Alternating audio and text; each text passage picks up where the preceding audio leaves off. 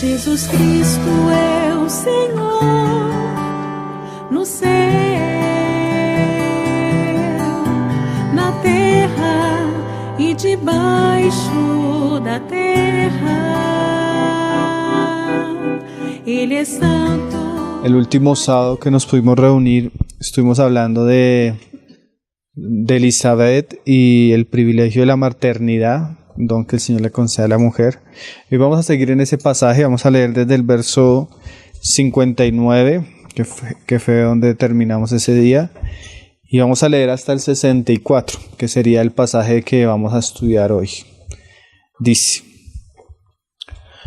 Aconteció que al 8º día vinieron para circuncidar al niño, y le llamaban con el nombre de su padre Zacarías, pero respondiendo su madre dijo: No, se llamará Juan. Le dijeron: ¿por qué? Porque no hay nadie en tu parentela que se llame con ese nombre. Entonces preguntaron por señas a su padre cómo le quería llamar. Y pidiendo una tablilla escribió diciendo: Juan es su nombre.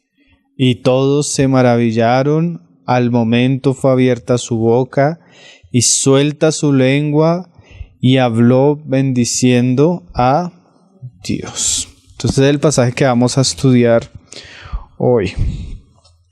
Si bien aparentemente no hay muchas cosas para extraerle al texto, aparentemente, sí quisiera resaltar un aspecto y ligarlo con algo que estudiamos la vez pasada, cuando estuvimos hablando de la disciplina de Juan. ¿Por qué debía llamarse Juan? La disciplina de Zacarías. ¿Por qué de su hijo debería llamarse Juan? Ahí en Lucas 1:13 recordamos que fue el mismo ángel que le puso ese nombre, ¿no? Dice ahí: pero el ángel le dijo: Zacarías, no temas, porque tu oración ha sido oída, y tu mujer Elizabeth te dará a luz un hijo y llamarás su nombre Juan. Y tendrás gozo y alegría, y muchos se regocijarán de su nacimiento. Entonces, el nombre que le pone su madre y el nombre que ratifica Zacarías era porque eran las palabras que Zacarías mismo había escuchado del ángel. Debería llamarse Juan. Entonces hoy vamos a hablar del nombre de Juan y el nombramiento de Juan, el día que fue a ser circuncidado, y bueno, la enseñanza que esto tiene para nosotros, que realmente es un tema que yo creo que lo he compartido varias veces con los hermanos, pero siempre después de ciertos tiempos es bueno volver a recordarlo, porque a veces es muy necesario. Ahí en el Lucas 1:20 es el pasaje que nosotros leímos cuando hablamos que Dios puso una disciplina por medio del ángel de Gabriel a Zacarías, porque Zacarías fue incrédulo. Ese tiempo de disciplina se cumple cuando Zacarías lleva al niño, es circuncidado, se le pone el nombre al niño, de una vez vuelve y Dios le da la capacidad otra vez de hablar a Zacarías. Entonces vamos a ligar mucho este pasaje con lo que estudiamos con la disciplina de Zacarías, porque tiene mucha enseñanza. Van a ver ahorita cómo todos los ingredientes que pone Lucas son muy, muy preciosos y de mucha enseñanza para nosotros. Entonces ahí en el Lucas 1:20 era la disciplina. Dice también el pasaje que: y ahora quedarás mudo y no podrás hablar hasta el día en que esto se haga. El pasaje que estamos leyendo hoy es el día que esto se cumplió. ¿Qué se cumplió? Pues que Elizabeth dio a luz a su hijo, Juan. Por cuanto no creísteis mis palabras, las cuales se cumplirán a su tiempo. Entonces, la disciplina que el Señor le puso a Zacarías fue por causa de la incredulidad de Zacarías. Y hubo un periodo de disciplina o de silencio en la vida de Zacarías hasta que se cumplió lo que Dios había dicho que iba a suceder. Entonces, para nosotros, y recordando un poco lo que vimos la vez pasada, es necesario a veces que Dios nos ponga en un tiempo de disciplina para tratar ciertos aspectos en nosotros. Eso lo dijimos la vez pasada. Pero hoy no quiero resaltar tanto la disciplina, sino quiero resaltar el hecho de que esa disciplina llevó a Zacarías a ser testigo de algo que Dios iba a hacer.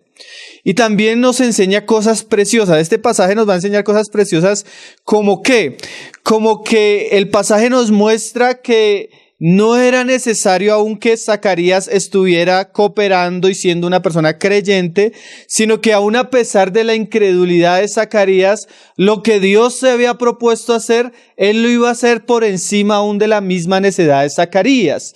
Y Dios pone en disciplina a Zacarías, pero en la misma la disciplina no es definitiva, sino tiene como un propósito, que se haga algo y que Zacarías sea testigo de que eso se va a hacer.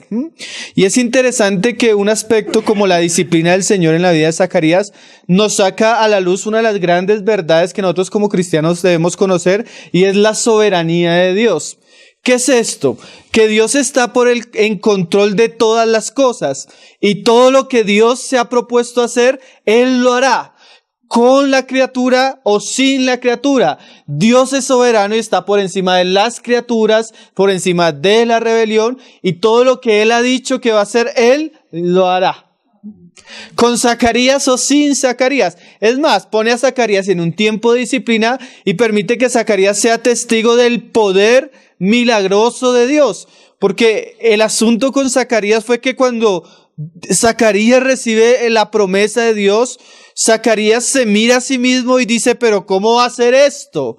Entonces, muchas veces cuando los mismos creyentes recibimos algún destello de la voluntad o de los planes de Dios para nuestra vida, nuestra primera reacción es mirarnos a nosotros mismos y decir, ¿cómo va a ser esto?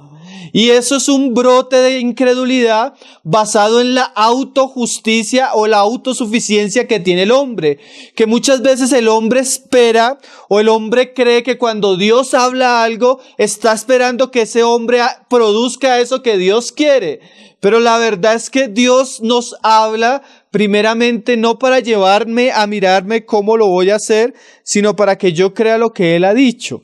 Entonces ahí estuvo el pecado de Zacarías, que las palabras de Dios para Zacarías no necesariamente eran un mandamiento que él iba a cumplir, porque claramente él no lo podía cumplir por su extremada vejez y porque su esposa era estéril. Pero lo que nos mostraba Dios era que Dios iba a hacer algo maravilloso en la vida de Zacarías. Entonces vamos a ver un poco en medio de este contexto, con el cumplimiento de lo que Dios dice para Zacarías, una enseñanza muy importante para nosotros, una enseñanza que es muy aplicable a todos los aspectos de la vida cristiana. Entonces, bueno, el pecado de Zacarías, como lo leíamos ahí en el 20, fue la incredulidad. Eso trajo una disciplina, pero también trajo una enseñanza. Yo le leo unos pasajes, no los vamos a leer porque vamos a leer otros muy largos, entonces quiero como que avancemos un poco rápido. Pero había un salmo que dice, todo lo que Jehová quiere, lo hace, en los cielos, en la tierra, en los mares y en todos los abismos. Salmo 135, verso 6. Job también decía, pero si él determina una cosa, ¿quién lo hará cambiar? Su alma deseó e hizo. Mira cómo estos hombres hablan. ¿De qué están hablando estos hombres? De la soberanía de Dios. Si Dios ha determinado hacer algo, ¿quién lo va a detener? ¿Sí? Entonces, si Dios había determinado enviar un Mesías y traer un Salvador, y antes de que viniera ese Salvador, viniera un mensajero que era Juan el Bautista, como lo vamos a ver a través del Evangelio, ¿quién lo iba a impedir? ¿La esterilidad de Elizabeth? No. ¿Sí? ¿La incredulidad de Zacarías? No. Porque era una promesa que en Dios es sí y amén. Entonces el pecado de Zacarías fue pensar que eso era algo por él mismo y poner en tela de juicio la palabra de Dios, mostrando un espíritu totalmente de incredulidad, cosa que en las Escrituras, como lo estudiamos la vez pasada, cuando hablamos de la disciplina de Zacarías, es totalmente reprobable. Pero hay algo muy interesante. ¿Qué es lo interesante? Aún cómo se llama Juan. ¿Saben qué significa Juan? La palabra Juan viene derivada de un nombre hebreo que es Yohanan, que significa Jehová ha hecho gracia. O también algunos diccionarios lo traducen la gracia o la misericordia del Señor. Mostrándonos que la obra y el nacimiento de Juan era una obra de gracia. Cierto que hemos hablado mucho de gracia, de misericordia, de algo que Dios produce sin que nosotros lo merezcamos. Pero también es muy interesante que todo esto comienza en un contexto, y el contexto es la situación donde se le pone el nombre de Juan. ¿Cuál es el contexto? Que al octavo día, como lo mandaba la ley, Juan, Zacarías y Elizabeth llevaron a circuncidar al niño. Y en medio de la circuncisión, porque era la costumbre que el hijo varón, cuando era circuncidado al octavo día, se le ponía el nombre. Entonces se le pone el nombre, y esto es en un ambiente de circuncisión. ¿Por qué estoy diciendo esto? Porque vamos a hablar de la circuncisión y vamos a entrelazar todo lo que venimos diciendo con este asunto. Amén. Entonces el tema de hoy es el nombramiento de Juan y la circuncisión, y lo importante que es para nosotros este aspecto en la vida cristiana. Entonces vamos a ir a Génesis 16, donde comienza la idea de la circuncisión en la Biblia, que es muy importante para nosotros y muy importante pues por lo que hoy vamos a tratar. Porque la circuncisión es una gran figura de cómo Dios corta con la carne. La carne tiene muchos aspectos en la Biblia. Cuando la Biblia habla de la carne, hay que entender el pasaje donde se hable, entendiendo muy bien el contexto, porque la palabra carne no significa lo mismo en todos los contextos. A veces la palabra carne significa la vida humana, la vida natural, nuestra carne, nuestra vida biológica. A veces en un contexto representa el aspecto pecaminoso de nuestra vida natural, ¿sí? La carne, las obras de la carne, y cuando se enumeran habla de todos los aspectos negativos que produce o pecaminosos que produce el hombre. Entonces, dependiendo del contexto hay que entender la palabra carne. Entonces, cuando la Biblia dice que la circuncisión de la carne, también hay un aspecto de la carne que la Biblia nos habla de las obras hechas en nosotros mismos, las obras hechas en nuestra naturalidad, que es más lo que hoy vamos a tratar de hablar un poco. Entonces, si usted ha leído Génesis, usted se da cuenta que la circuncisión no se habla en el capítulo 16, que es el que vamos a leer nosotros. La circuncisión, que era la señal del pacto del pueblo de Dios, es tratada en el capítulo 17, pero la circuncisión surge en un contexto, y el contexto hace que nosotros entendamos más claramente qué es la circuncisión, que más adelante en el Nuevo Testamento se explica. Pero entonces vamos a leer Génesis 16 y vamos a entender por qué en el 17 Dios manda circuncidar a Abraham y a todos sus hijos, o a toda su descendencia, a todo su pueblo. Entonces, Génesis 16. El contexto es que está Abraham y Sara en sus jornadas. El contexto es que Dios ya le ha hecho promesas a Abraham acerca de un hijo, y hay que entender mucho lo que significa ese hijo, pero eso es aplicable a toda la vida cristiana, como les decía. El hijo, que es el hijo de la promesa, la descendencia de Abraham, representa el obrar de Dios en el tiempo de Abraham. ¿Cómo así? Porque la promesa de Dios para Abraham era que iba a ser de él una gran nación, que iba a tener muchos hijos, y que sobre esa nación pues él iba a hacer ciertas cosas. Entonces todas las promesas y el plan de Dios para Abraham estaba centrado en ese hijo. Es muy importante. Isaac representa la promesa de Dios en su plenitud para la época de Abraham. Para la época de Zacarías, pues es lo mismo. El hijo representa eso, la promesa de Dios y el trabajo de Dios no solo con una familia, sino con toda su nación. Y asimismo, tú vas a ver que Génesis se centra todo en una familia, la familia de Abraham y su descendencia. Entonces, es el propósito de Dios, es el trabajo de Dios aquí en la tierra con esta familia. Pero pasa algo tremendo. Dios tiene un propósito para esta familia, pero esta familia no puede tener hijos. Imagínate, va a ser de ellos una nación y no pueden tener hijos. Va a ser de ellos un trabajo, y todo ese trabajo se centra en sus hijos o en su hijo y no pueden tener hijos. Ahí es donde surge la carne que hay que necesitar ser cortada. ¿Cuál es la carne? las obras hechas en nosotros mismos. Porque Dios le dice a Abraham, tu hijo, y a Sara le dice, van a tener un hijo. Y llega Sara en un momento que dice, pero Dios me hizo estéril. Dios me hizo estéril, como Zacarías. Entra en un periodo como de incredulidad porque comienzan a pasar los años y lo que Dios ha dicho no se cumple. ¿Sí? Ahí entramos a leer. Ahí entramos a leer el asunto. Entonces dice, Sarai, mujer de Abraham, no le daba hijos. ¿Por qué es tan importante el asunto? Porque todo el trabajo de Dios en ese momento se centra en los hijos, en el hijo. Y ella tenía una sierva egipcia que se llamaba Agar. Probablemente, ¿de dónde sale Agar? Algunas de las veces que hubo sequía, Abraham en un periodo de incredulidad desciende a Egipto. Y en ese descender a Egipto, sale de Egipto, pero saca una esclava de Egipto. Egipto representa todo lo que es el mundo y las maneras del mundo. Eso es muy parecido como cuando le dicen ahorita vamos a leer, o leímos en Zacarías, en Juan, en Lucas, cuando le dicen a la mamá, a Elizabeth y a Zacarías le dicen, pero no es la costumbre. La costumbre es que se llame como su papá.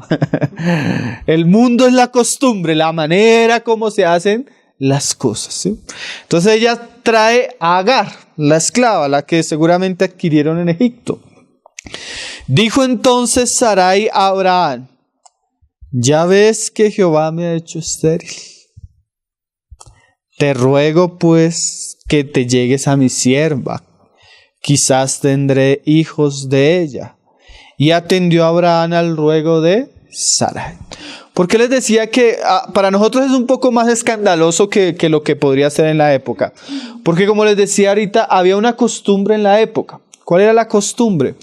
Que el dueño de la casa podía tener hijos con su esposa, pero también podía tener hijos con sus esclavas. Cuando su esposa generalmente no podía tener hijos, fácilmente él se llegaba a las esclavas y las esclavas tenían esos hijos a los pies de la dueña de la casa y eran considerados hijos de la familia, hasta herederos.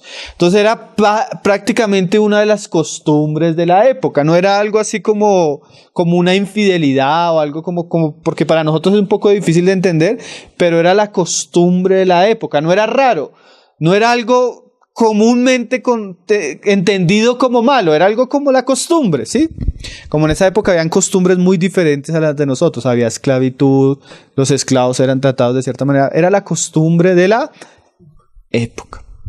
Pero muchas veces esa costumbre de la época nos habla de la manera como nosotros los hombres hacemos las cosas, a nuestra manera.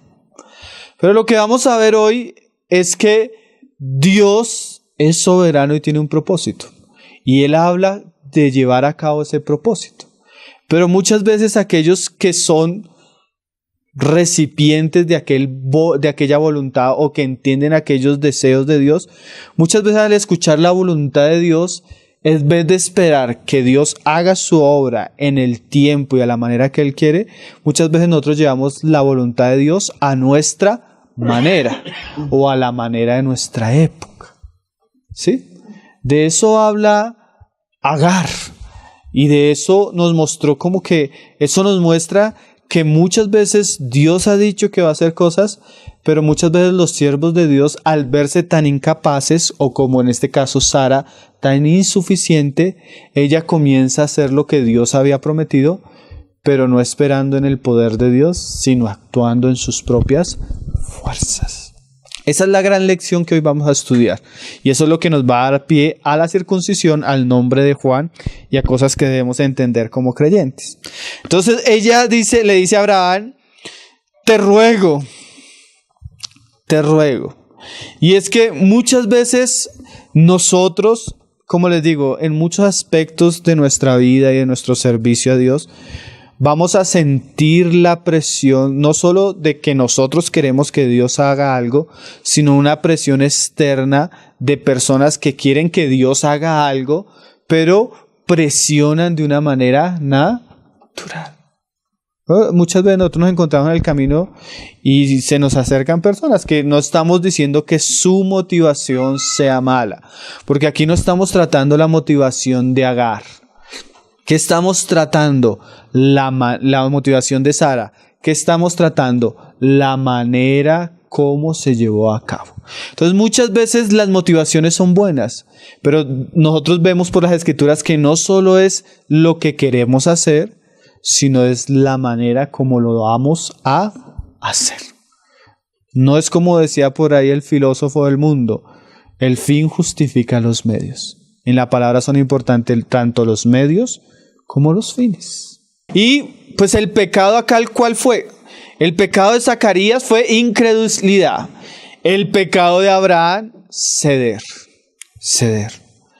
a la presión, ¿sí? Porque muchas veces tenemos un profundo temor a lo que dicen las personas. Ese es un gran pecado. En estos días estaba leyendo un folleto muy bueno para los jóvenes de J.C. Wright, Pensamiento para los Jóvenes, y él decía que uno de los grandes pecados de la generación de los hombres a temprana edad es el profundo temor que tienen acerca del qué dirán, qué piensan los demás, a tal punto que muchas veces terminamos haciendo cosas por lo que los demás dicen. Ponemos el caso de Poncio Pilato. Poncio Pilato entregó al Señor por la presión de los judíos.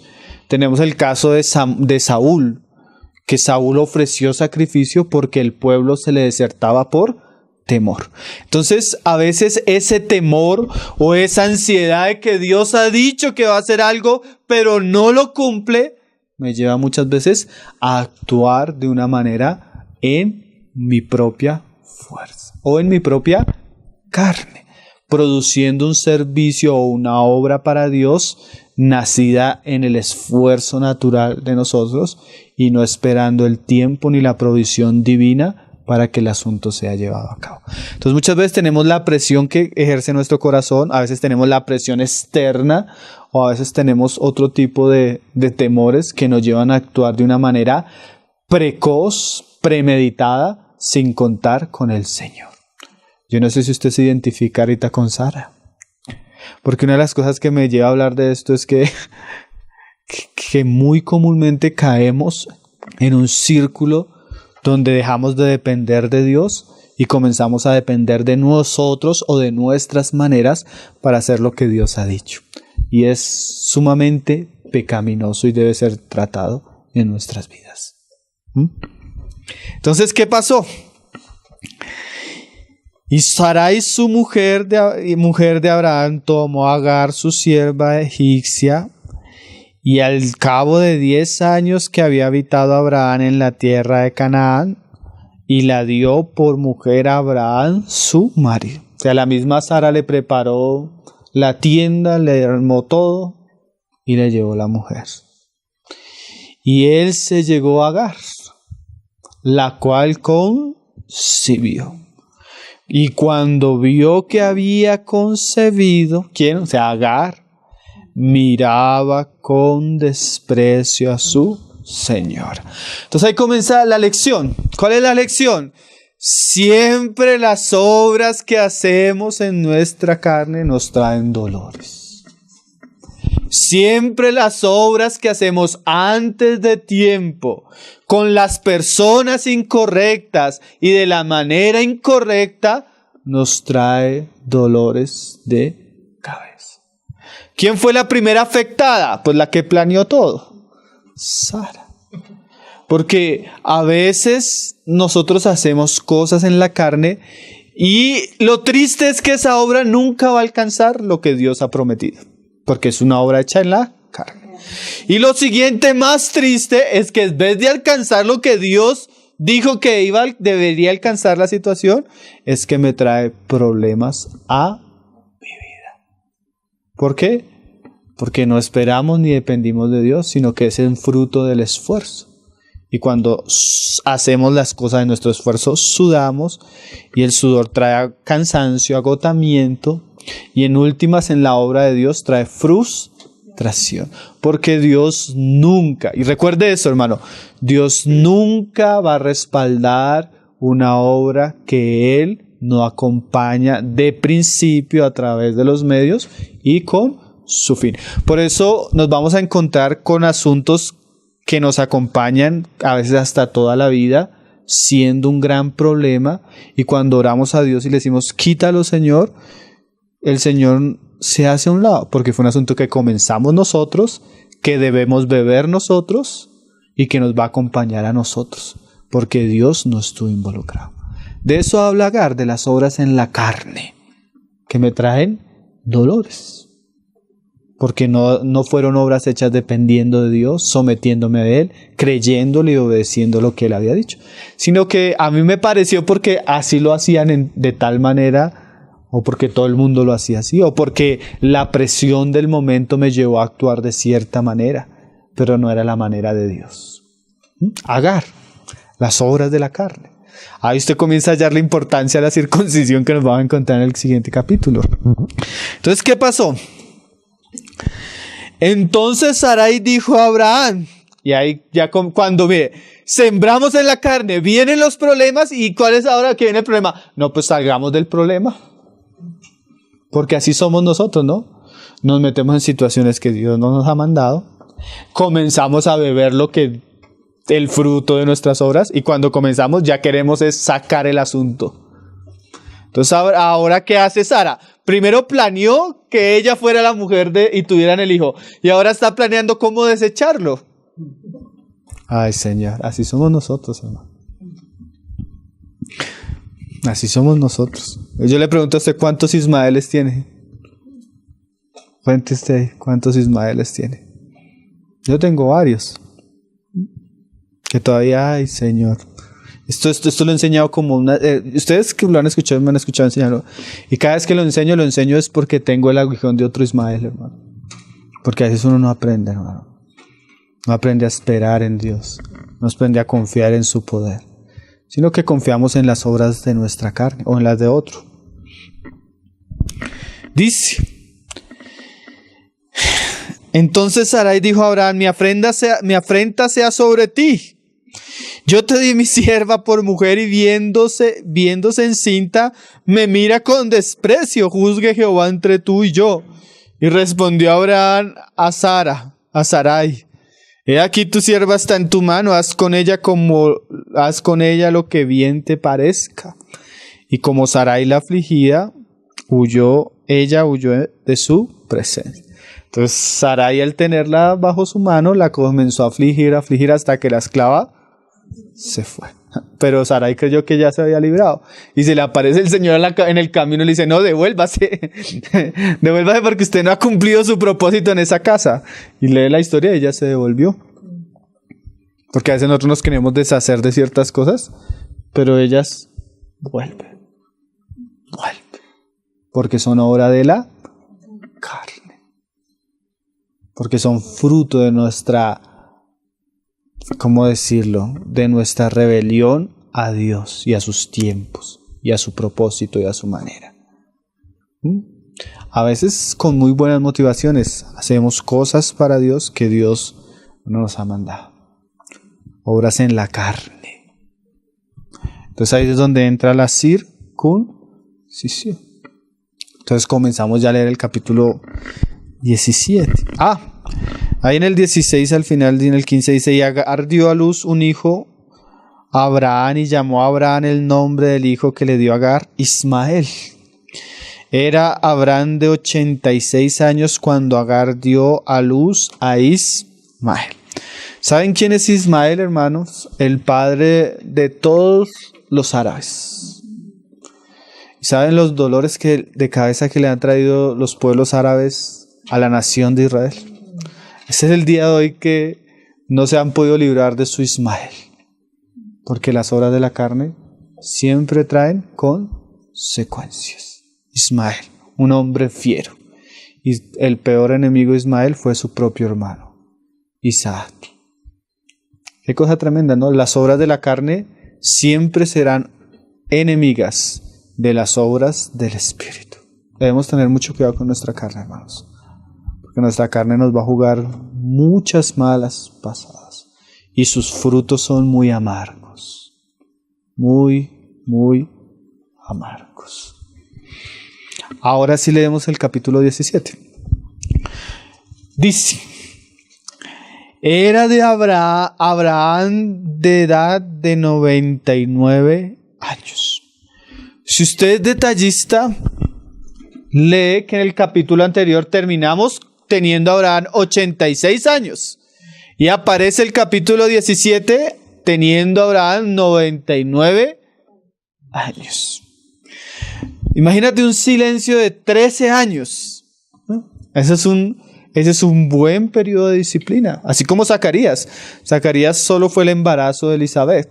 Abraham pasó un tiempo de disciplina de 13 años. ¿Por qué? Porque es verdad que muchas cosas que a veces Dios quiere hacer con nosotros tienen su tiempo. Y también es verdad que si bien, como dice el hermano Watchman, nosotros no podemos acortar el tiempo de Dios, sí lo podemos prolongar. Nuestras obras en la carne, hermano, prolongan muchas veces el propósito de Dios. Y nos llevan a tiempos donde Dios no nos habla, tiempos de silencio, tiempos de quietud, tiempos de disciplina. ¿Sí? Pero lo tremendo es que a pesar de la incredulidad de Abraham, de las obras de la carne de Sarai, de la incredulidad de Zacarías más adelante que estamos leyendo, pues Dios había propuesto hacer algo y Él lo iba a hacer. Ahí es donde notamos, a pesar de del hombre, la soberanía de Dios. Que Dios no depende de un hombre para llevar a cabo lo que Él se ha propuesto hacer. Entonces aparece Génesis 17, verso 1. Era Abraham de edad de 99 años cuando le apareció Jehová y le dijo. Y ahí ¿usted no le parece interesante cómo comienza el Señor? Yo soy el Dios Todopoderoso. Siempre la manera como el Señor se identifica está muy relacionada con la jornada de su pueblo o con la jornada del hombre que le está hablando. Por ejemplo, cuando Israel estaba en un periodo de guerra y venían sus enemigos, el Señor decía: yo soy Jehová de los ejércitos. ¿Por qué? Porque estaban en guerra. Entonces Él se identificaba con la necesidad apremiante de su pueblo. En este caso, ¿cuál es la necesidad apremiante de Abraham? ¿Y cuál es la necesidad apremiante de muchos de nosotros? Que necesitamos entender que aunque nosotros somos estériles e incapaces, el Dios que seguimos es todopoderoso. Entonces lo primero que le dice a Abraham, yo soy el Dios Todopoderoso. Porque en 13 años antes, Sara le estaba diciendo a Abraham: mira cómo Dios me tiene. O sea, como si Sara le estuviera diciendo a Abraham que Dios no podía llevar a cabo lo que él había prometido. Entonces tenían que ellos meterle la mano de alguna manera para que Dios cumpliera lo que él había dicho. Y ese fue el pecado de Sarai y de Abraham. Pero no solo le dice eso, porque Él puede ser el Dios Todopoderoso y nosotros estar muy lejos de Él. Y muchas veces esas circunstancias que hacemos reflejan eso, hermano, que estamos lejos del Señor. Pues como estamos lejos del Señor, buscamos la manera en nosotros mismos de solucionar lo que solo Dios puede hacer. Entonces le dice: yo soy el Dios Todopoderoso. Anda delante de mí. Mira y sé perfecto. Pero mira esa primera frase, porque la segunda frase no se podría decir si no se dijera lo primero. Anda delante de mí. O sea que la responsabilidad del creyente Abraham, del creyente Zacarías y cada uno de los que son de la fe es caminar tan cerca de Dios de tal manera que podamos hacer lo que Dios nos ha encomendado. ¿Sí? Mi relación con Dios va a depender de cuán perfecto yo viva y cuán perfecto yo ande. Claro que el sentido de perfección de este pasaje no es el sentido de perfección de Dios, sino es el sentido de cumplir lo que Dios ha dicho de la manera que Él lo ha dicho. Pero es muy necesario que caminemos delante de Él para que no nos ocurran estas cosas. Porque generalmente nosotros caemos en ciertas cosas cuando perdemos de vista a Dios. Lo que pasó con Zacarías, el ángel le habló y él lo primero que hizo fue mirarse a él y mirar a su esposa. Pero la buena respuesta siempre va a ser, ¿quién no lo está diciendo? Si lo está diciendo Dios, pues Dios es capaz de hacerlo. Si Dios me está introduciendo en un camino, si Dios me ha puesto unas obligaciones como padre, como ministro de la palabra, como siervo suyo, como esposa, como hijo, como lo que sea, si Dios me está diciendo esto y esto y esto, mi responsabilidad no es salir como un loco a hacerlo en la carne, sino mi responsabilidad es volverme a Él para hallar por medio de Él la gracia para hacer lo que Él me ha mandado. Ese es el problema que a veces tenemos muchos. A veces damos una serie de enseñanzas o un tema sobre un asunto y el creyente sale a mirarse y como no ve, entonces trata de hacer lo que Dios ha dicho de la manera que lo hace todo el mundo. Pero el asunto no es cómo se hace, sino el asunto es si Dios me lo ha dicho, yo ahora debo acudir a Él, depender de Él, aferrarme a Él de tal manera que yo pueda hacer lo que Él ha dicho que debo hacer. Dios no nos habla, hermano, para estimular las obras de nuestra carne. Dios nos habla para que aprendamos a volvernos a Él y depender de Él. Porque si Él nos está diciendo algo, Él no me lo está diciendo para que yo lo haga, sino Él me lo está diciendo porque Él quiere hacer una obra conmigo, pero no deja de ser una obra suya. ¿Sí? Que esa es la gran lección a veces que nosotros no entendemos.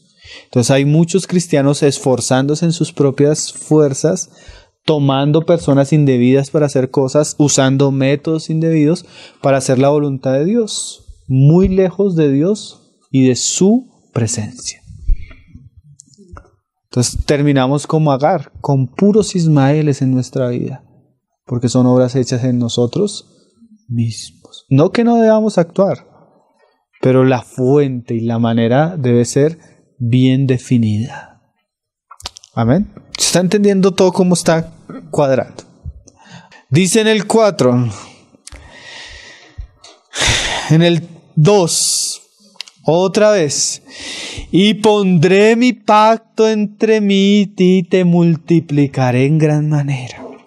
Entonces Abraham se postró sobre su rostro y Dios habló con él diciendo: He aquí mi pacto es contigo y serás padre de muchedumbre de gentes. Y no se llamará más tu nombre Abraham, sino que será tu nombre Abraham, porque te he puesto por padre de muchedumbre de gentes y te multiplicaré en gran manera y haré naciones de ti, reyes saldrán de ti y estableceré mi pacto entre mí y ti y tu descendencia después de ti en sus generaciones por pacto perpetuo para ser tu Dios y el de tu descendencia después de ti. Y ahí en el 10 dice: Este es mi pacto que guardaréis entre mí y vosotros y tu descendencia después de ti. Será circuncidado todo varón de entre vosotros. O sea, yo voy a hacer un pacto contigo, Abraham, y tú vas a ser padre de muchedumbre de gentes. Pero la señal de ese pacto que yo voy a hacer contigo va a ser la circuncisión. Era la señal del pacto de Dios con Abraham y su descendencia. Pero ¿de qué nos habla eso a nosotros? Porque si nosotros lo dejáramos ahí no entenderíamos mucho qué es lo que significa eso. Pero antes de ver qué significa, vamos a ver que Dios le muestra a Abraham, porque parece ser que en esos 13 años Abraham cultivó la idea de que era Ismael. ¿Sí? Abraham cultivó la idea de que era Ismael. Porque hay veces obras en la carne que duran mucho tiempo antes de ser expuestas. Por eso hay gente que a veces está sirviendo en la carne y uno ve que eso prospera y prospera y prospera, porque todavía no ha sido expuesto. Hay cosas que duran años, hermano, y uno nota que el color y el sabor es pura carne, puro hombre natural. Pero Dios lo deja crecer. Porque a veces Dios permite que nosotros andemos en nuestra oscuridad. Eso se ve en muchos lados. Hermano, yo podría dar ejemplos hasta de personas que son involucradas en un ministerio en la casa de Dios y lo hacen y huele a pura carne y dura 1 año, 2 años, 5 años, 10 años haciéndolo, hasta que después lo expone Dios. O el caso de la muchachita que metió una relación con un incrédulo y duró un tiempo y Dios lo permite. Y lo permite hasta que eso es que es puesto a la luz y se da cuenta que no era la voluntad de Dios. Mire cómo le pasó a Abraham. Ahí dice, más adelante dijo en el 17, entonces Abraham se postró sobre su rostro y se rió y dijo en su corazón, todavía tenía incredulidad, hermanos. A hombre de 100 años ha de nacer hijo, y Sara ya de 90 años ha de concebir. Y dijo Abraham a Dios, ojalá Ismael viva delante de ti. ¿Con qué le está diciendo Abraham a Dios? Yo no creo que tú puedas darme un hijo, porque yo ya está. Bendice mis obras en la carne, Señor. Tremendo, ¿no? Ojalá viva Ismael. O sea, Señor, ya esto. Bendice a Ismael, Señor, como si Dios respaldara la obra de la carne, hermanos. Ojalá viva. Respondió Dios, ciertamente Sara, tu mujer, te dará a luz un hijo. O sea, también le está diciendo como ciertamente no es Agar. Es como una respuesta que le dice que es, pero también le dice que no es. Y llamarás su nombre Isaac. O sea, no va a ser Ismael. Y confirmaré mi pacto con él como pacto perpetuo para sus descendientes después de él. Y en cuanto a Ismael, Dios tuvo misericordia de Ismael porque tuvo misericordia de la esclava. Y cómo la despreciaron y la humillaron. También te he oído. Y he aquí que la bendeciré, pero esa bendición para Ismael fue un dolor de cabeza para Abraham y su descendencia, hermano. Y le haré fructificar y multiplicar mucho en gran manera. 12 príncipes engendrará y haré de él una gran nación. Pero en cuanto a mi propósito y mi plan, mas yo estableceré mi pacto con Isaac, el que Sara te dará luz por este tiempo, el año que viene. Por eso el Señor le dijo a Zacarías, vas a quedar mudo hasta que tú veas que se cumpla lo que Dios ha dicho en el tiempo que Dios lo ha dicho. Y acabó de hablar con él y subió de Dios de estar con Abraham. Bueno, pero como decíamos, si lo dejáramos hasta ahí, ¿cuál es la enseñanza para nosotros? Pero Pablo usa eso para hablarnos a nosotros. Filipenses 3, verso 2. El asunto es tan fuerte y tan usado en el Nuevo Testamento que el mismo Pablo dice, usando una comparación de Agar y de Sara, que Agar es figura de los hijos del antiguo pacto, que se caracterizan porque son esclavos. Y Sara e Isaac son figura de los creyentes del nuevo pacto, que no nacen bajo la carne, sino bajo la promesa. O sea, esto que estamos leyendo es una figura aún de la realidad de los hombres que se quieren justificar por las obras de la carne, según Gálatas, o los que se quieren justificar en Dios por medio de la fe en la promesa, que es en Cristo Jesús. Pero no solo queda así, sino que ahora Pablo en este pasaje nos va a dar una gran enseñanza, que es lo que queremos hoy resaltar. Dice Filipenses 3, verso 2. 2. Dice, guardado de los perros, guardados de los malos obreros, guardados de los mutiladores del cuerpo. O sea, hay varias cosas que la iglesia se debe guardar. Primero, los perros, ese lenguaje perro es del impío, el que no es pueblo de Dios. Pero a veces llegaban personas que eran lobos, pero vestidos de ovejas. Pero no eran perros, malos obreros, personas que no son creyentes, vienen a hacer daño.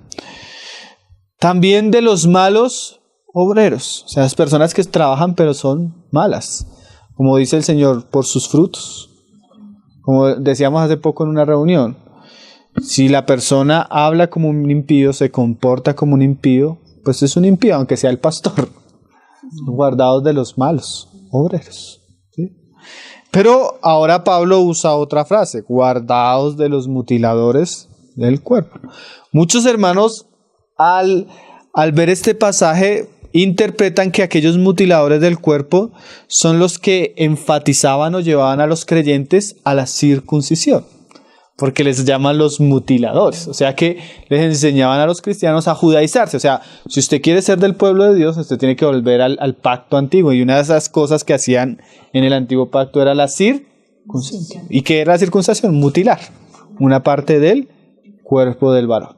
Entonces Pablo le está diciendo, guárdense de esos, de los que andan circuncidando a los hermanos.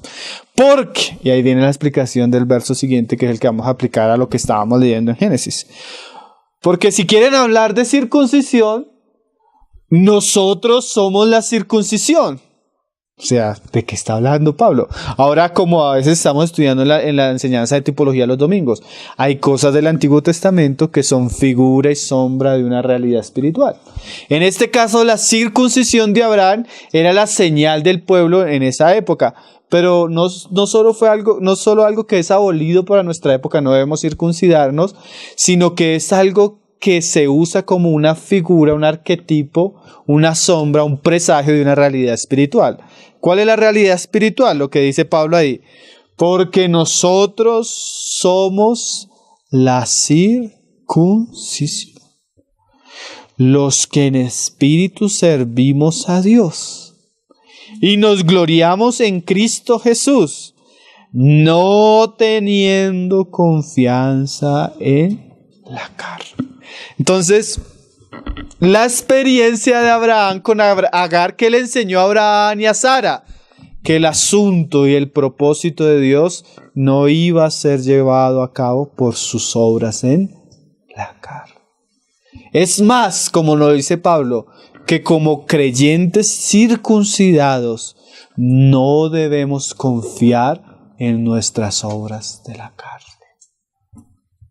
Porque hay una tendencia natural o cultural o de la época a hacer la obra de Dios de cierta manera. ¿Sí? De eso hablábamos el domingo. ¿Se acuerda que decíamos? Y hoy veía un video de Paul Washer que de verdad es muy bueno. El hermano dice, si nosotros traemos a personas por medios carnales, la única manera de que esas personas se queden en medio nuestro es aumentando el nivel de las obras de la carne. ¿Se me hago entender? Si vienen por la carne, solo van a quedarse si se les da más carne.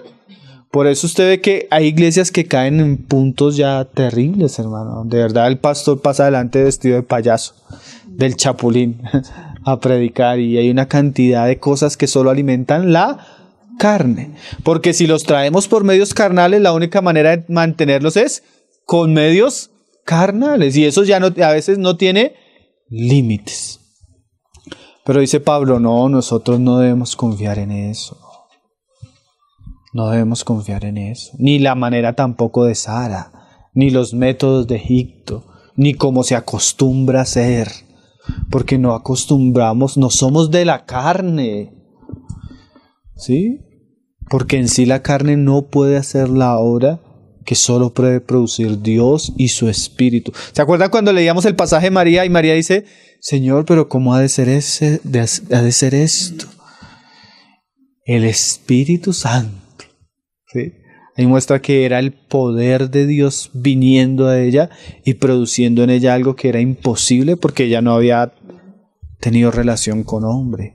Y eso que el Señor le muestra, le habla a María, nos muestra con Agar y aprendió pues Zacarías, es también una enseñanza para nosotros. Hermano, todo lo que Dios quiere hacer en nosotros no es por algo que nosotros podamos hacer en la carne. Siempre que viene una circunstancia, uno comienza, oiga, ¿y si lo hacemos así? Y llega el otro, hermano, lo podríamos hacer así. Porque siempre sale a la luz, ¿qué? Nuestras obras carnales a veces.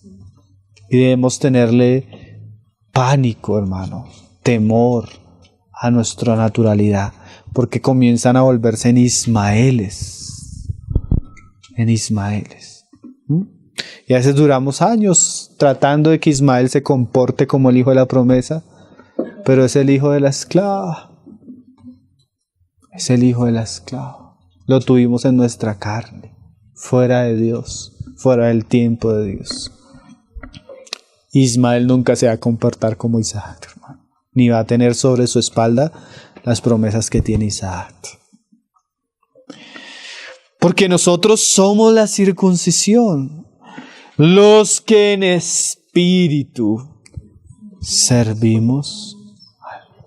O sea, nuestro verdadero servicio, como Pablo decía, porque y aún él predicando cuando él miraba el ministerio que él tenía que hacer, y él decía, pero ¿quién es suficiente para esto? Pero también otro pasaje él decía, porque no somos competentes en nosotros mismos, pues nuestra competencia proviene de lo alto. O sea que las cosas que Dios nos ha mandado a hacer, por ejemplo, usted escúchese una serie de lo que sea, por ejemplo, de los padres. Usted escucha todos los mensajes y va a quedar apabullado, pero recuerde las palabras de Jesús cuando Él resucita y le dice a sus discípulos, mire, no salgan de Jerusalén, no se pongan a hacer nada. Pónganse a orar hasta que descienda del cielo el Espíritu Santo, el cual los investirá con poder para que me seas testigos en toda la tierra. Entonces, ¿dónde comienza la verdadera obra? Cuando yo ando delante del Señor. ¿Qué pasa cuando yo estoy debajo de sus vestiduras? Ahí llega el aceite, hermano. Porque realmente, ¿quién es el sumo sacerdote? Cristo. Pero el aceite que es derramado sobre el sumo sacerdote dice que baja por la barba y baja por todas sus vestiduras. Y si yo estoy sometido a Cristo, en comunión con Cristo, esperando en Cristo, el aceite de su espíritu tarde o temprano va a llegar a mí y me va a capacitar y me va a dar el poder y me va a dar la lucidez y el de nuevo para llegar a hacer lo que Él me ha mandado a hacer. ¿Sí ven la diferencia?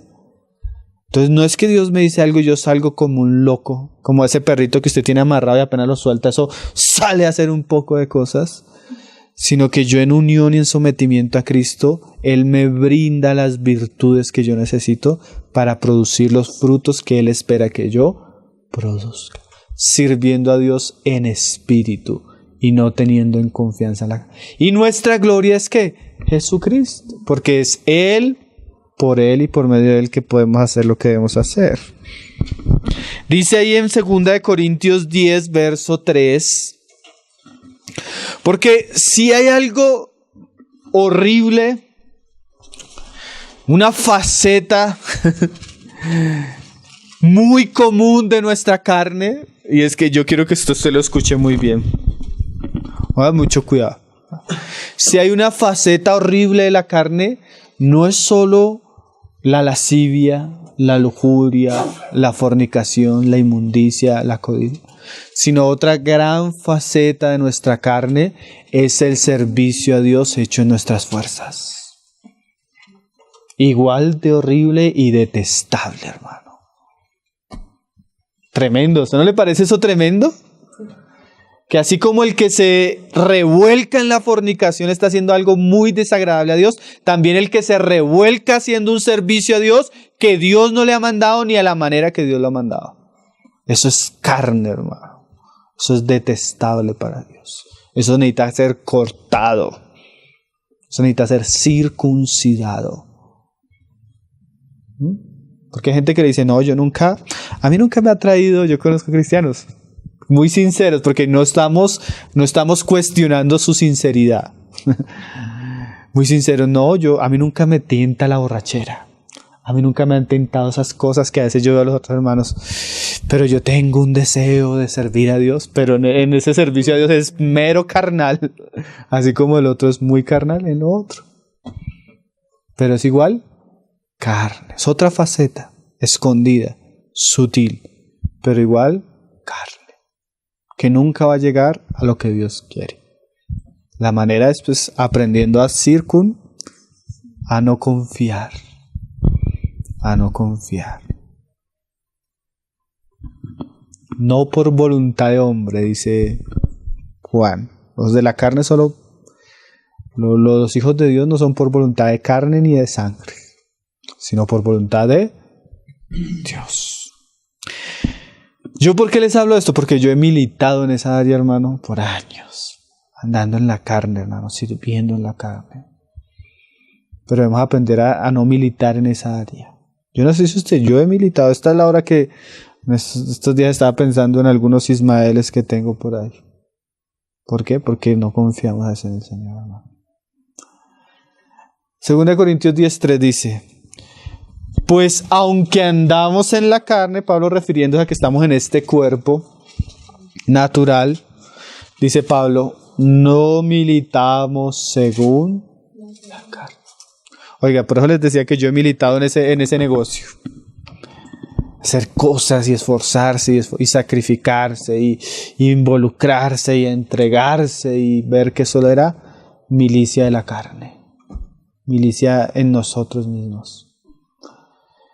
Por eso a veces se nos acercan personas y dicen, hermano, y esto y eso, hagamos estas cosas así. Y uno comienza a recordar, yo he caminado por ese terreno. Ya uno lo conoce porque uno lo ha caminado. Pero ¿qué tiene de malo? Aparentemente no es nada malo porque es un servicio a Dios. Pero lo que sostiene a veces el servicio es la carne. Pero dice Pablo, no militamos así. O sea, las armas de nuestra milicia no son así. Porque las armas de nuestra milicia no son o no deben ser carnales. Pues Pablo da por entendido lo que estábamos leyendo en Filipenses, que él ya había cortado con esa parte. Y miren, hermanos, les digo algo muy sinceramente. Muchos pasan de un tiempo de mucho servicio a Dios a no hacer nada para Dios. Y uno de los propósitos que tiene ese tiempo de no hacer nada es quitarle el prepucio. Porque muchas personas se acostumbraron a servir a Dios, pero en sus propias carnes. Y tiene que haber un tiempo de disciplina o de circuncisión. ¿Para qué? Para que aprendamos a servir a Dios, no en nuestras fuerzas, sino en el Espíritu. Acuérdense el caso de eso, casi yo he leído muchos libros en relación a este, pero hay uno que me parece muy precioso, muy interesante, es la historia de Moisés. Ese muchacho a los 40 años lleno de vida, lleno de fuerza, él se hubiera podido enfrentar a todo el ejército de Faraón en su propia naturalidad. Pero ¿qué hizo Dios? Lo lleva para el desierto, a un periodo de muerte, para que el viejito que ya no tiene fuerza, no tiene capacidad, no sabe ni hablar, ahora sí Dios le va a enseñar a experimentar su poder. ¿Qué hizo Dios con Moisés? Lo circuncidó.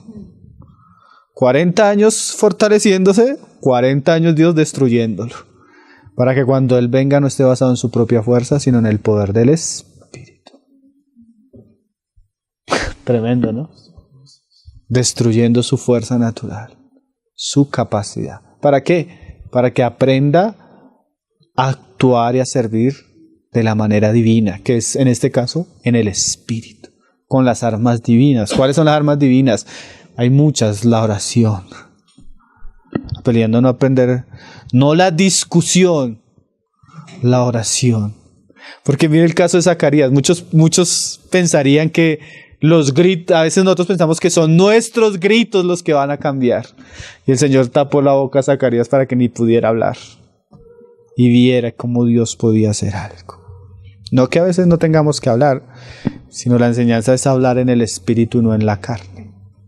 Porque aunque nosotros no creemos, hay pasajes como que dicen así: la mujer gana a su marido sin palabras, sin medios naturales, porque la mujer, como lo escribe Proverbios, es por naturaleza cantaletosa.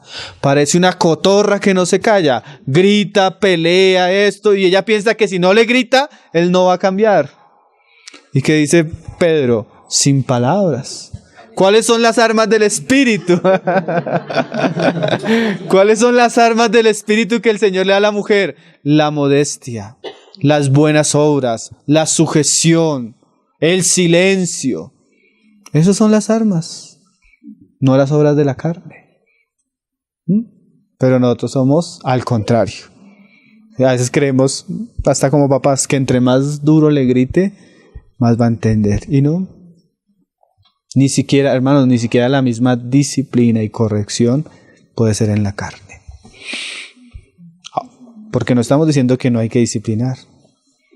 Pero cuando usted lo pueda estar corrigiendo, usted pueda estar orando y cantándole al Señor y corrigiendo a su hijo, dándole las nalgadas, sabiendo que lo está haciendo para gloria al Señor y para salvar su alma. No con ira. No con ira. Pero nosotros generalmente metemos la mano carnal en todo, hermanos. En todo. Y ese es nuestro gran... Por eso les decía que estos temas son tan importantes volverlos a recordar constantemente, porque por ahí viene la propuesta de Agar constantemente a nuestra alma, para hacer las cosas a la manera que nosotros esperamos.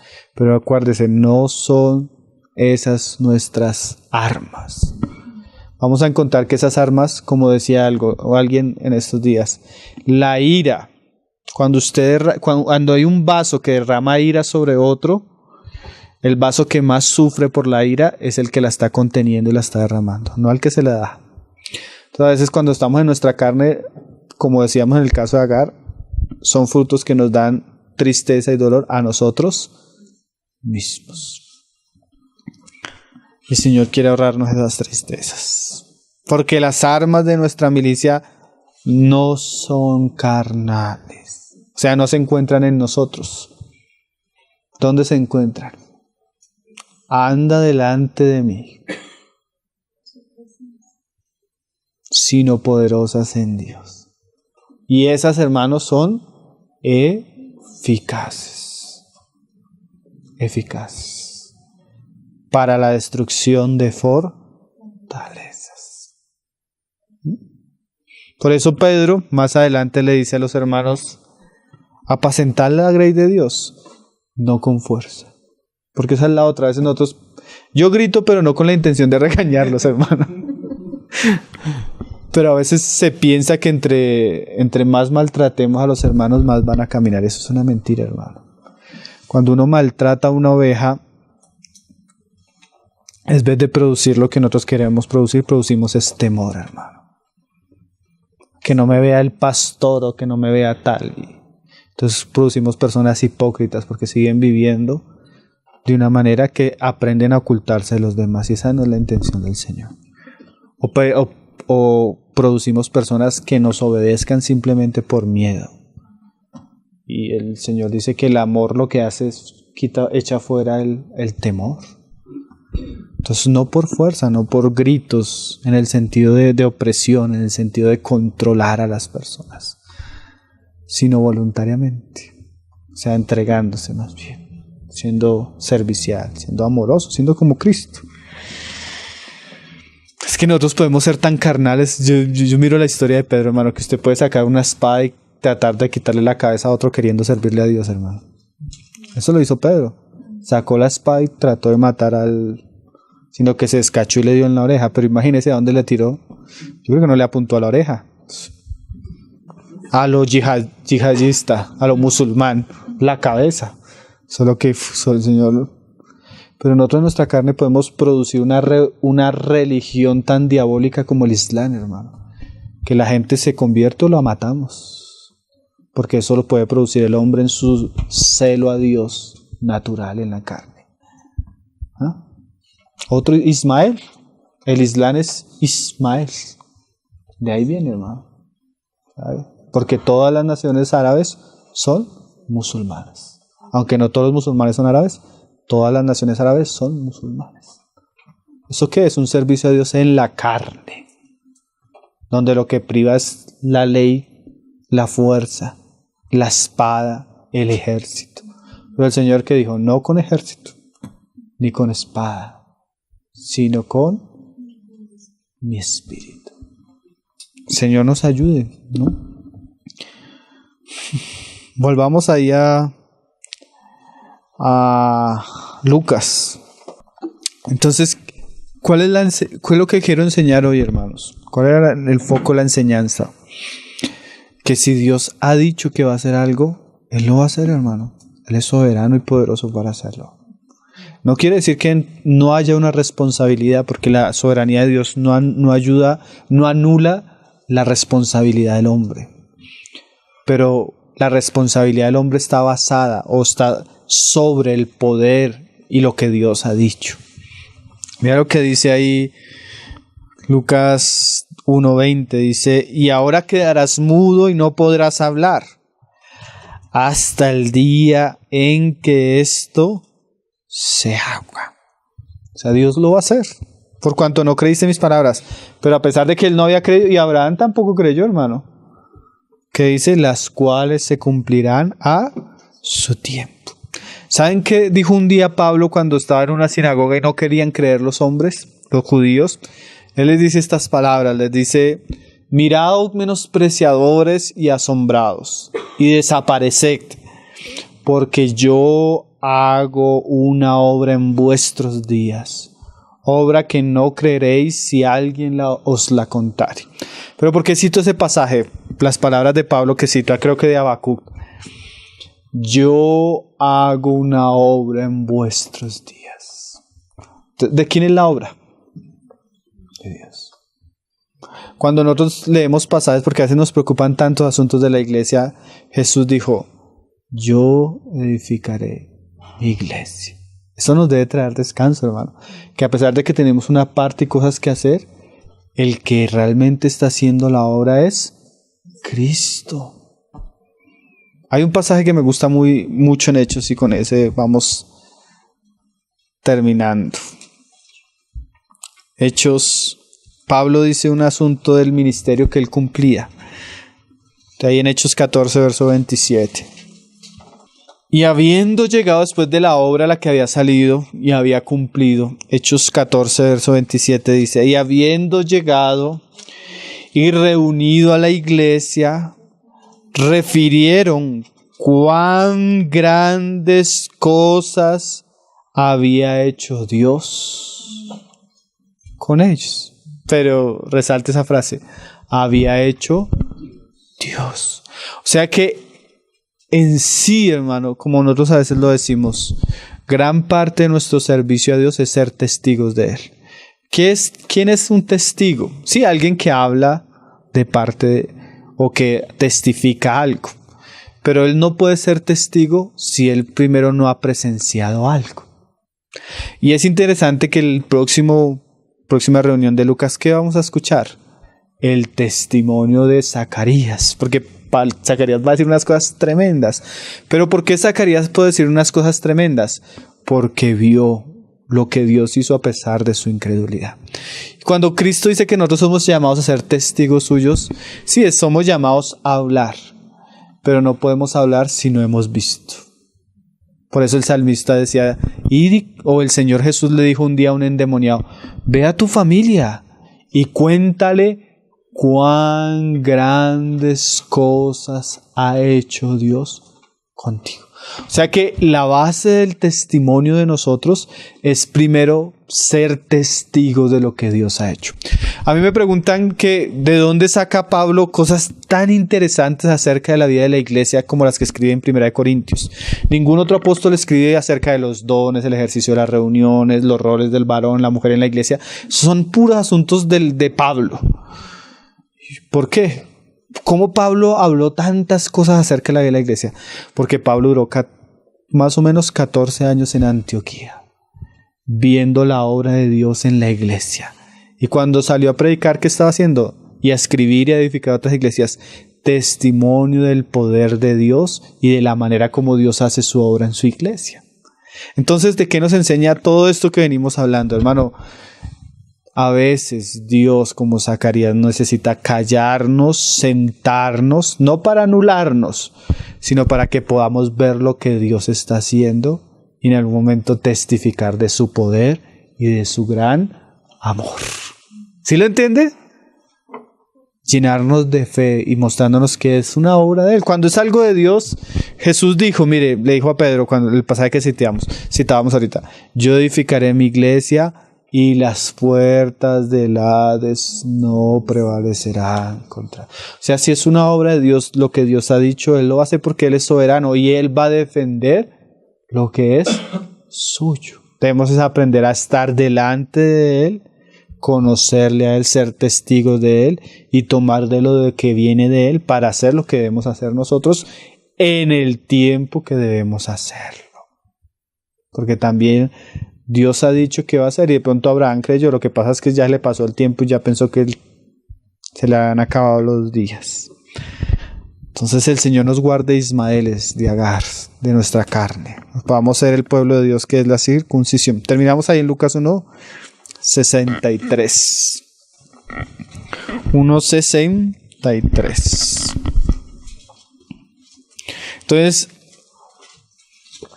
ahí usted entiende por qué fue en el día de la circuncisión que Zacarías volvió a hablar. Y no solo volvió a hablar para decir que se debía llamar Juan. ¿Y saben qué significa Juan? Ya les había dicho, ¿no? La gracia de Dios. Cuando la obra es hecha por gracia. Como en el Antiguo Testamento, cuando en los días de Zacarías, de Zorobabel y Josué, en los tiempos de Esdras y Nehemías, que cuando pusieron la primera piedra, que comenzaron a gritar: gracia, gracia, gracia. Dice el pasaje, ¿no? Daban voces diciéndose los unos a los otros: gracia, gracia. ¿Qué les estaba enseñando en esa época de tanta persecución a Esdras y a Nehemías y al pueblo?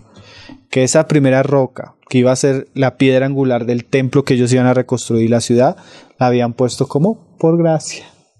Y eso significa Juan, gracia de Dios. Y ese es el principio que debe gobernar toda nuestra vida y servicio y voluntad. Todo lo que Dios quiere hacer conmigo es como Pablo dice: porque los otros apóstoles han trabajado, pero yo mucho más. La gracia de Dios en mí. Juan, o la gracia. Entonces no podemos olvidarnos de esto, hermano, porque lo que no es gracia es Ismael. Lo que no es Juan es Ismael o Agar. Dice ahí en el 63, y pidiendo una tablilla escribió diciendo: Juan es su nombre. Y todos se maravillaron. Al momento fue abierta su boca y suelta su lengua, y habló bendiciendo a Dios. Y más adelante vamos a estudiar lo que habló, porque Juan dice unas cosas tremendas, hermano, porque él ya era testigo. Es que es muy, muy difícil escuchar a alguien que no ha sido testigo, a alguien que ya ha visto la obra de Dios. Yo escuchaba, yo sé que ya quieren que termine, pero yo escuchaba a una entrevista que le hicieron a Leonard Ravenhill. Yo lo escuchaba predicar. Yo decía: este hombre, son de esos hermanos que cuando predican son tan diferentes, hermano. Pues cuando usted lo escucha, si no lo ha escuchado, usted dice: uy, sí, qué viejito para predicar con tanta unción, hermano. Cuando comienza él a contar su vida, hermano, no, pero es que ese hombre estuvo en los grandes avivamientos estuvo a los pies de los grandes siervos de Dios del siglo XX, hermano. O sea, usted lo comienza a escuchar la vida de ese hombre. Lo que predicaba fue que Dios le permitió ver su obra en Inglaterra, en Estados Unidos. O sea, fue testigo. Entonces, cuando él habla, pues, ¿por qué? Porque vio lo que Dios pudo hacer. Sí, ¿por qué les hacía el ejemplo? Porque es muy diferente la persona que habla de Dios sin haber conocido las obras de Dios. Usted no ha escuchado al predicador que habla y usted nota que él no conoce a Dios, hermano, que no ha visto. Al que canta, pero canta y no conoce a Dios ni el poder de Dios. Sino en vez de ver a Dios su palabra es fuerza, es manipulación, es todo lo otro. Pero el que ha conocido las obras de Dios cuando habla es diferente. Y a eso somos llamados, hermanos, a ser testigos. O sea, que Dios nos permita ver su poder en nuestras vidas, en todas aquellas áreas que Él ha hablado. Y podamos testificar de lo que Él puede hacer en medio de nosotros. Amén. Amén. Señor, nos permita ser testigos de cómo Él edifica su iglesia, de cómo Él edifica nuestros hogares, de cómo Él obra en nuestras vidas. Para que podamos hablar como el endemoniado. Y al momento fue abierta su boca y suelta su lengua y habló bendiciendo a Dios, y se llenaron de temor todos sus vecinos, y en todas las montañas de Judea se divulgaron todas estas cosas. Es que era milagro tras milagro. Primero salió mudo del templo, llegó su mujer embarazada, ahora su mujer nace y cuando se le va a poner el nombre no lo hacen como todos en la época, sino le ponen Juan. Cuando le ponen el nombre, otra vez comienza a hablar, y cuando comienza a hablar como un profeta, hermano. Entonces la gente estaba impactada. Dios estaba haciendo algo tremendo en en este lugar escondido en la tierra, en estas aldeas montañosas. Dios estaba haciendo la obra en unas familias, una obra que iba a permanecer hasta nuestros días. Cosa maravillosa, ¿no? Entonces vamos a dejarlo hasta ahí y pues ya la siguiente semana comenzamos a leer qué dijo Zacarías, que es supremamente precioso, ¿no? El Señor nos ayude y dice, y todos los que las oían las guardaban en su corazón diciendo, ¿quién pues será este niño? Y la mano del Señor estaba con él. Entonces quedamos ahí en ese versículo, hermano, y el Señor nos ayude. Muy importante, ¿cuándo fue? El día de la circuncisión, el día que se le puso el nombre y el día que se le quitó la disciplina a Zacarías. ¿A usted no le parece que todos los detalles tienen una gran enseñanza? Bueno, el Señor nos ayude a hacer los de la circuncisión. Es que servimos a Dios no teniendo confianza en nuestra carne, sino confiando en el Espíritu. No militamos, dice Pablo, ya según la carne, aunque a veces nosotros todavía andamos en esas. El Señor nos ayude y nos enseñe. Y nos ha estado enseñando, ya más de uno ha bebido lo que es tener a Agar encima, dándonos a beber de nosotros mismos y enseñándonos al Señor. Padre, te damos gracias, Señor. Ay, Señor, cuántas cosas tenemos que aprender, Señor. A veces cuán necios y torpes e incrédulos somos, Señor. Cuántas veces en nuestra carne, Señor, andamos, Señor, como aquellos que no tienen, Señor, haciendo y deshaciendo. Perdónanos, Señor, cuando hemos sido incrédulos, Señor. Cuando hemos andado en nuestras tinieblas, Señor. Cuando hemos andado en nuestra ansiedad, en nuestras obras, y no te hemos honrado, Señor. Ayúdanos a andar delante tuyo y ser perfectos, Señor. Tú eres todopoderoso, Señor. Si algo que tú has dicho, Señor, para ti no es difícil hacerlo, Señor. Si algo que tú has prometido, Señor, para ti no es imposible hacerlo, Señor. ¿Quién impedirá, como dice tu palabra, lo que tú vas a hacer, Señor? Concédenos ser testigos de tus obras, Señor, para que podamos anunciar al mundo tus maravillas, Señor, y dar un testimonio fiel y genuino de lo que tú eres, Jesús. Te adoramos, Señor, te exaltamos, te damos gracias porque tu palabra es como un bálsamo a nuestra alma, Señor, es como medicina a nuestros huesos, Señor. Tú dices que cuán buenas son las palabras de los sabios dadas al tiempo, Señor. Así son buenas tus palabras cuando llegan en el momento que las necesitamos.